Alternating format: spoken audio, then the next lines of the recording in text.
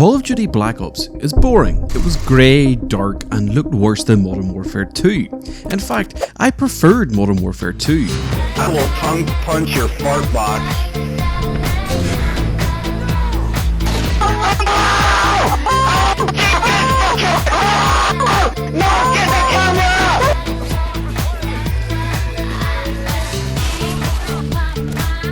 More get him. Loser! I thought you just won. You're talking shit like a little Fun. It was exciting, the guns were better, the kill streaks were better, the maps and atmosphere was brighter. I loved this game. It was the game that got me into Call of Duty. But yet, Black Ops just didn't hit the same. And as the years have went on, I have always wanted to find out if I was wrong about this game. So let's do that. Let's go back to my first experience of Call of Duty Black Ops.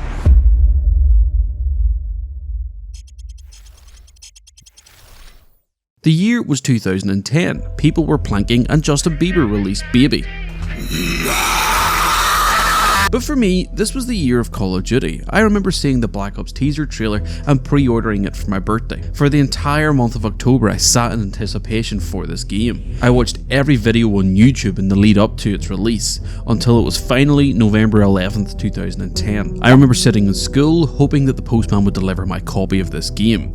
It was all I could think about, and it was all my friends could talk about. In fact, looking back, I don't really remember being this hyped for any other game, except for maybe one. Eventually, it was time to go home. My heart was thumping in my chest. All I could think about was what sniper would be the next intervention. What cool new kill streaks would there be? Will there be another nuke? Before I knew it, it was time. I was home, and there it was sitting in the kitchen counter. The case looked so cool, with this ominous figure on the cover. I ran upstairs, slipped it in my PS3, and loaded up Black Ops.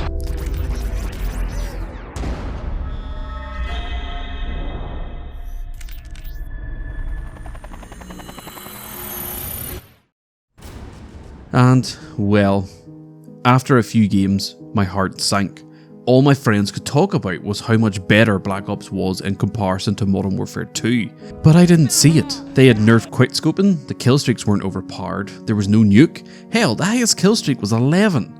I was kinda disappointed. I played the campaign and then a few hundred more hours of multiplayer, but I just didn't really like this game, excluding the zombies part. I thought this game was a downgrade from the previous title, and I was so disappointed. On top of that, I felt like no one agreed with me. But to this day, Black Ops is held with such high regard. And honestly, I was probably wrong about this game, so I wanted to give it another shot. I wanted to start with a campaign. When I was younger, I thought this campaign was kind of boring. Now that I'm not a brain-dead 12-year-old, I can tell you that I was so wrong about it. Black Ops takes place between 1961 and 1968 during both the Cold War and Vietnam War. It portrays a secret history of black operations carried out behind enemy lines by the CIA. Like how cool is that? Secret, probably illegal government operations. And I didn't think this was cool. The campaign begins with us waking up in a dark room. We are then interrogated by two mysterious figures. They keep asking about the numbers, a broadcast station, and a man named Dragovich. We eventually learn that we are playing as Alex Mason, a CIA operator, and our story is told in flashbacks. In one of the first flashbacks, we get a standard COD controversial mission. Mason, Woods and Bowman assassinate a Fidel Castro dummy during the Bay of Pigs invasion. When trying to escape, Mason sacrifices himself to let Woods and Bowman escape. Mason is eventually captured and is imprisoned in Vorkuta. Here he meets a former Red Army soldier named Viktor Reznov. You know, the main protagonist from World at War. This was a brilliant set of opening missions. It introduced new characters and brought some great old characters back. And it did something controversial and ballsy for free publicity. And it worked because I remember reading articles galore about this mission in particular. That sign can't stop me because I can't read. In Vorkuta, Reznov is able to give Mason the names of his enemies behind the Nova 6 gas: Dragovich, Kravchenko, and Steiner. Mason and Reznov then spark an uprising to flee the prison and get revenge. This is where our story starts to get interesting. Mason and Reznov make it out of Vorkuta, but only Mason escapes, and Reznov sacrifices himself so he can get away. Upon Mason's return to the US, President John F. Kennedy authorizes a mission to assassinate Dragovich. But something is not right. Mason is paranoid. He can hear and see numbers and eventually has a vision of murdering JFK. Like, goddamn, so far we've tried to murder Fidel Castro and pointed a gun at JFK. Mason, Woods and Bowman are then dispatched to a spaceport operated by Russia within Kazakhstan. The team's goal is to take down Dragovich, and they seem to do so when his car is destroyed. Our next flashback sees Mason's team in Vietnam. The team is there to recover a dossier from a Russian defector, who is revealed to be Reznov. We then learn that Dragovich is still alive, and the team attempt to recover a Nova 6 shipment from a downed plane, but they end up getting captured. They are then forced to play Russian roulette, and Bowman is executed, but Mason and Woods escape and hijack an Mi-24 Hind and use it to destroy Kravchenko's base. They confront Kravchenko, but he primes grenades strapped to his body, forcing Woods to push himself and Kravchenko out a window. Mason presumes the pair died. We then play as Hudson, who interrogates one of the scientists who helped create Nova 6. We discover a transmission from Steiner requesting to meet at Rebirth Island, as he suspects Dragovich will kill him to cover up Nova 6. Mason, now going rogue, travels there with Reznov to assassinate Steiner, succeeding just as Hudson and Weaver arrive. But this is where our story takes a turn. From our perspective, we watch Reznov kill Steiner, but from Hudson's perspective, Mason killed Steiner, and Reznov wasn't even there. And with Steiner dead, the only individual who knows the locations of the broadcast station is Mason. We cut back to the interrogation room, and our interrogator reveals himself. It was Hudson all along. Dragovich has sleeper agents stationed within America, and when the broadcast stations broadcast a series of numbers, each agent will release Nova 6 throughout the US. Hudson tells Mason that he was brainwashed in Fortuka, and that's why he keeps hearing numbers. It is also revealed that Reznov was killed when him and Mason escape, and the Reznov Mason was seeing was all in his head, as it was believed that Mason was reprogrammed by Reznov to kill Dragovich, Kravchenko and Steiner instead of JFK. Like, holy shit, I don't even think I realised this twist whenever I first played this game. But there's no time for that. The US are about to nuke the Soviets to prevent the Nova 6 being released if Mason can't remember where the broadcast station is. But, conveniently, he does, and the team storm it and destroy the station, saving the world from nuclear warfare. And we are left with one last cliffhanger. Alex Mason being present at the day of JFK's assassination. What a fucking fantastic story. It was full of mystery and twists, like any good Black Operation story should have. After all the twists are revealed at the end, they all make sense, like Reznov being an illusion that Mason sees. He never interacts with anyone but Mason. He's always conveniently there when Mason needs him, no matter how weird of a situation it is for him to be in. And before we see him, we hear the number sequence in the background. And looking back on it, it kind of makes sense how Mason was easily able to escape such a high security prison, seeing as how they probably wanted him to escape back to the US after his brainwashing was complete. This campaign doesn't really hold your hand, and it leaves a lot up to your imagination, like how Mason was programmed to kill JFK, and we assume that he was reprogrammed successfully, but when we see JFK, we hold a gun to him. We can see his funeral in the background. When Mason kills Dragovich, he says this: Tried to make me kill my own president! Tried? And on top of all of that, we conveniently see Mason beside JFK on the day he was assassinated. This kind of explains why I never used to like this campaign.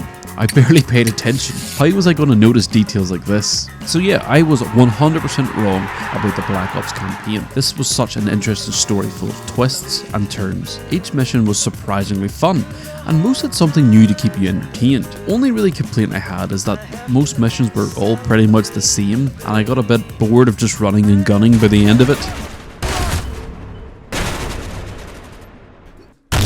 But besides that, I thoroughly enjoyed this campaign. But now, let's take a look at the part of Black Ops I loved.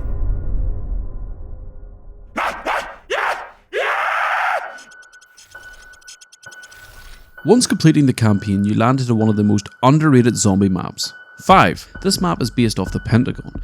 You play as JFK, Robert McNamara, Richard Nixon and Fidel Castro, and you try to survive hordes of zombies. And this already sounds incredibly fun. However, this map is notorious for being difficult. It's tight, making it hard to train, the wonder weapon is pretty ass, and this guy is annoying as shit. He has a lot of health and steals your weapon. Despite the difficulties, I always enjoyed this map, and I thought it was a pretty unique design. But there is a map that a lot of people absolutely loved. Black Ops Zombies is a sequel to World at War Zombies.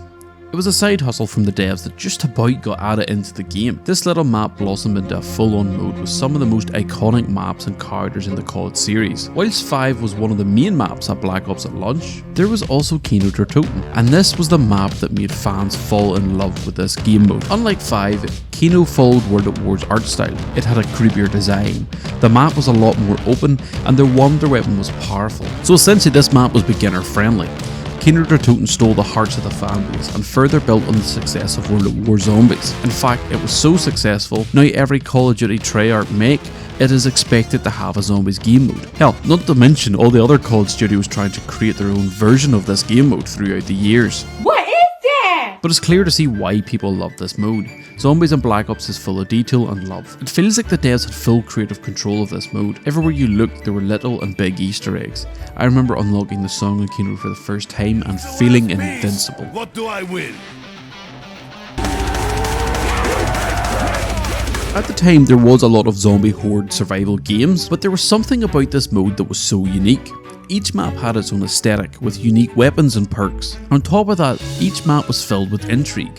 There was a hidden story going on in the background that you could follow if you were heavily invested in zombies. But if I'm being honest, I found the story kind of hard to follow. The too long didn't read version of it is that Dr. Max has formed Group 935 who intended to improve human conditioning, but ended up creating super weapons for the Nazis to make money. Upon the discovery of Element 115 in Japan, they created zombies. Maxis and Richtofen, however, kept experimenting with teleportation. Richtofen ended up using himself as a test subject and is teleported to some of the key locations we see in the Black Ops 1 maps. He eventually returns to Germany and plans to kill Maxis. Then a few things happen, Fluffy the dog gets turned into a hellhound, and Samantha ends up controlling the zombie horde. Richtofen eventually chases her down and then takes control of this horde, which happens at Black Ops 2, and from this point onwards I don't really understand it. Honestly, the zombie storyline got pretty confusing for me personally, especially in the later games with the different crews, but at the beginning I was very invested. I loved how each DLC drip fed us more lore. Why are we going to Ascension? Why are we in the jungle? I even tried to get back into it around 2020, and honestly I had zero clue. Like come on, there's videos that are hours long that explain the full story and lore of this side game mode. In Black Ops Zombies, the story is told through the main Easter egg, and it's probably one of the most popular things in the series, because let's be honest, the Easter eggs are always cool as fuck. Especially in Black Ops 1. There's a massive chance if you ask someone who played Zombies in 2010 what their favourite Easter egg was, that they'll say moon and blowing up the earth.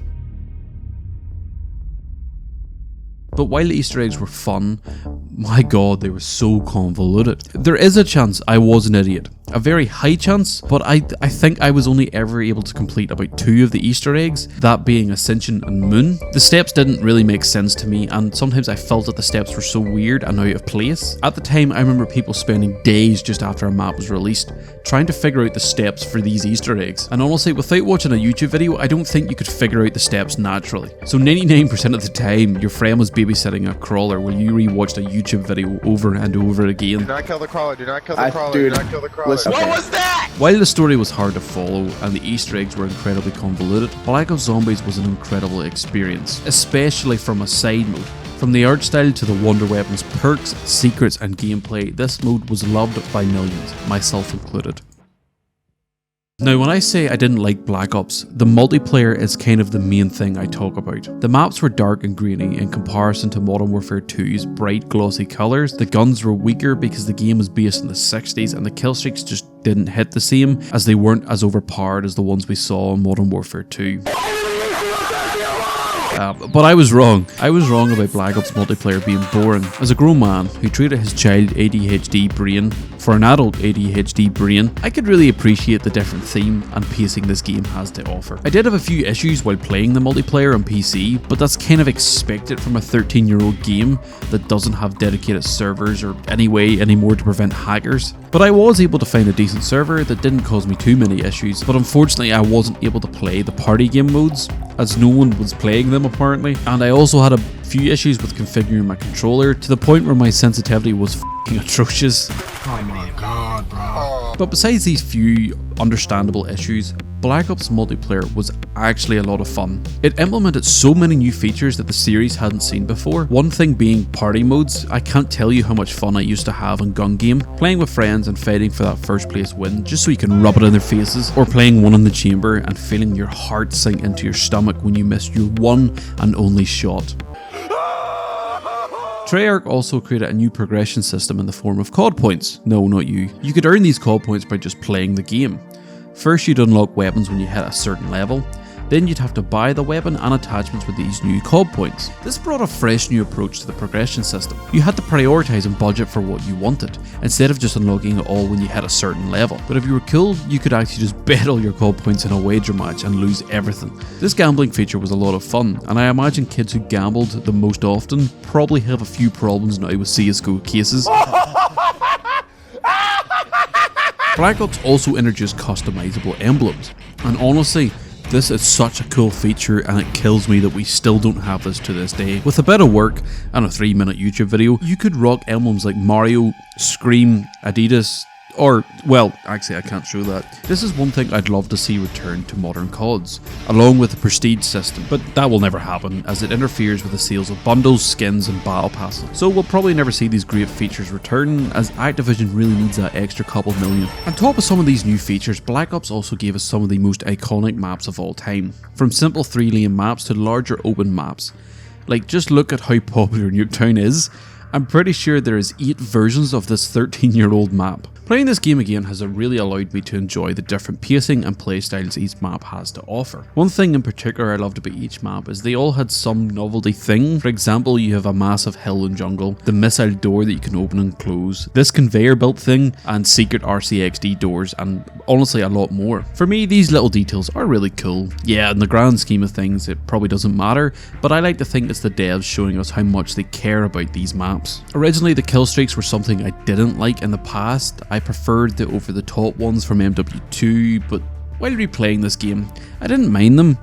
Yeah, they're not as strong as MW2, but you had some cool new ones like the RCXD, Napalm, Dogs, and the Chopper Gunner is always a lot of fun. I am still kind of pissed that the highest kill streak is 11, because more often than not I always found myself kind of getting my 3 kill streaks a wee bit too soon and then having nothing else really to play for. The weapons are pretty good and seem balanced. You have your strong ones like the FAMAS, AK and Commando, and then you've got your cool ones like the Thumper, Crossbow and Ballistic Knife. When replaying this game, I never really felt like anything was overpowered, and I felt like I could probably use any weapon, but I would take that with a pinch of salt. As said before, I am an idiot. But overall, the multiplayer is a lot more fun than I remember. Every map has its own aesthetic and playstyle, so I don't know why I hated it so much. This game is better than I remember. It pulls from an interesting period in history, has a dark and mysterious feel to it, there's a lot of fun at the same time. In 2010, I went into this game expecting an over-the-top Call of Duty like Modern Warfare 2. I was 12, I wanted to quickscope and use overpowered kill streaks. Now when I play this game, I can really appreciate the story full of historic events and characters, the unique zombies mode, and the completely different playstyle of multiplayer. I was so blinded by wanting the same game, I didn't appreciate this fantastic game. So yes, I was wrong about Call of Duty Black Ops. This game is a lot of fun and I wish I gave it more credit. Thanks for watching, and why not check out my video on how video games get you addicted, or a review of San Andreas.